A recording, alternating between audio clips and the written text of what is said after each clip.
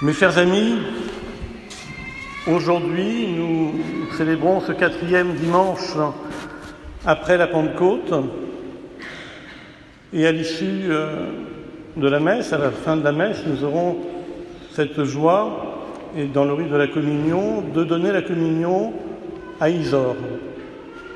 Et cette nuit, vers 4 heures du matin, pendant que tu dormais, eh bien, je pensais à toi et je pensais plus particulièrement à cette histoire de ce vieux prêtre qu'il aimait raconter.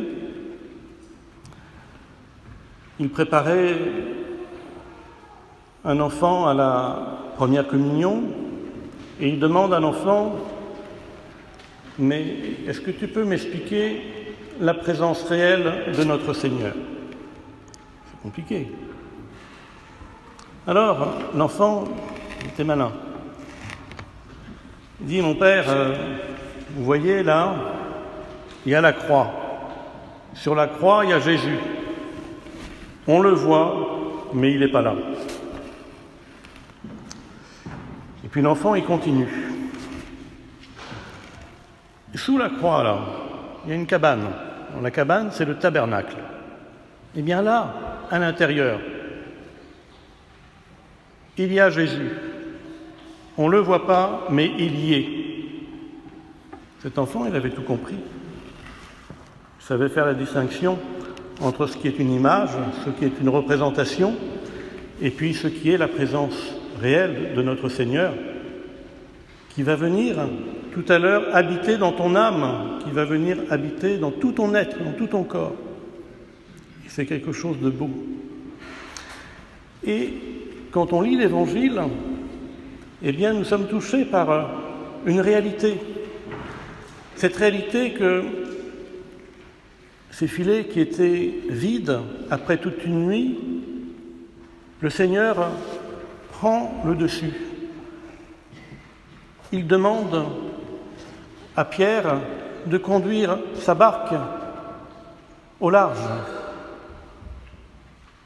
pour donner un enseignement.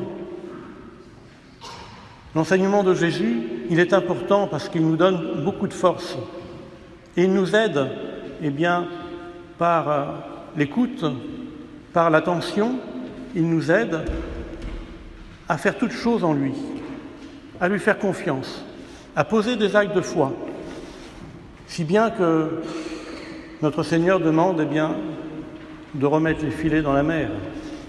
Et là, contre toute attente, il y a des poissons de toutes les tailles qui sont dans le filet, si bien que les barques arrivent avec difficulté à rapporter sur le rivage toute cette quantité de poissons. Et bien ces poissons qui sont pris dans le filet, c'est nos âmes qui sont pris dans le filet de Dieu, dans la pêche miraculeuse du bon Dieu. Ce sont nos âmes. Eh bien, cette âme qui est symbolisée par le poisson, eh bien, il faut que tu grandisses, Isor, avec cette réalité-là. C'est-à-dire que tout seul, eh bien, on ne peut pas faire grand-chose. Mais avec le Seigneur, eh bien, on peut faire toutes choses nouvelles. On peut grandir, on peut se réjouir.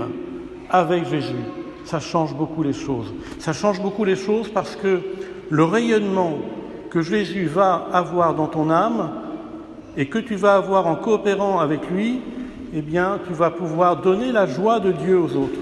Et parce que tu vas donner la joie de Dieu aux autres, tout ce que tu feras portera du fruit. Dans quelques instants, eh bien, nous allons aussi entendre sa sœur, Philippine, où tu vas professer ta foi,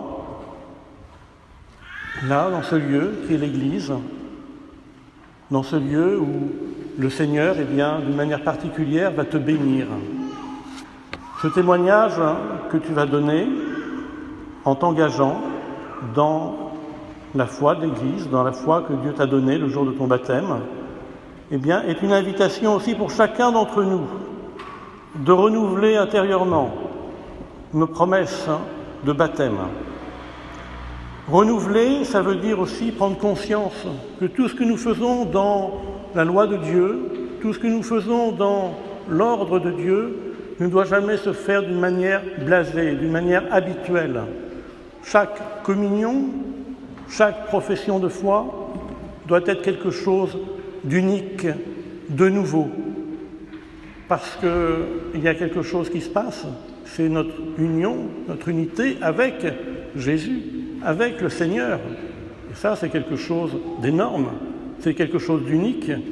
Tout le monde n'a pas cette chance de connaître le Seigneur. Tout le monde n'a pas la chance de pouvoir communier, tout le monde n'a pas la chance de pouvoir professer notre foi. Donc il faut à chaque fois demander au Seigneur, renouveler notre amour au Seigneur pour qu'il soit avec nous et que nous puissions faire toutes choses avec lui. Alors, nous comprendrons une chose, c'est que le Seigneur va faire des merveilles en nous.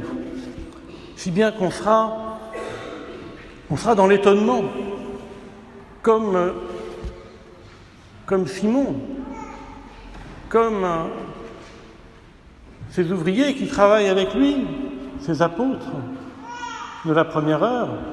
Ils sont dans l'étonnement, non pas de leur prouesse, mais de la capacité que Dieu a à faire toutes choses en eux, parce qu'ils ont été disposés à écouter la parole de Dieu et à la mettre en pratique. Ils ont écouté, ils ont obéi en faisant un acte de foi et de confiance. Et le résultat a été merveilleux. Alors plus notre cœur sera tourné vers le cœur de Dieu, plus ce que nous ferons portera du fruit parce que Dieu agira en nous. Et alors,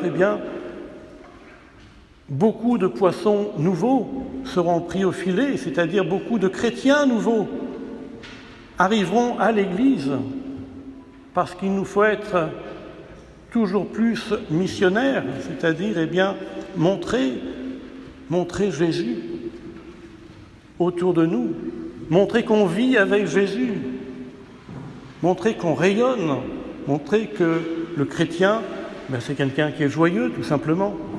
Alors, cette joie de la foi, cette action de Dieu dans vos âmes, je vous la souhaite pour toujours. Que toujours dans votre vie, vous preniez toujours plus conscience qu'il y a quelque chose de plus que vous avez. Et puis je voudrais aussi remercier vos parents. Parce que sans vos parents, vous ne seriez pas là. Mais sans vos parents, sans la foi de vos parents, vous ne seriez pas baptisés, vous ne connaîtriez pas Jésus. Vous ne feriez pas cette expérience d'être habité par la présence de Jésus en votre âme. Alors que les parents des enfants qui peuvent grandir dans les sacrements, dans l'amitié de Jésus, soient remerciés. Et en particulier, je remercierai les chefs de famille, les papas. Et c'est d'ailleurs leur fête aujourd'hui. Alors, je finirai par vous souhaiter une bonne fête. Ainsi soit-il. Au nom du Père, du Fils et du Saint-Esprit.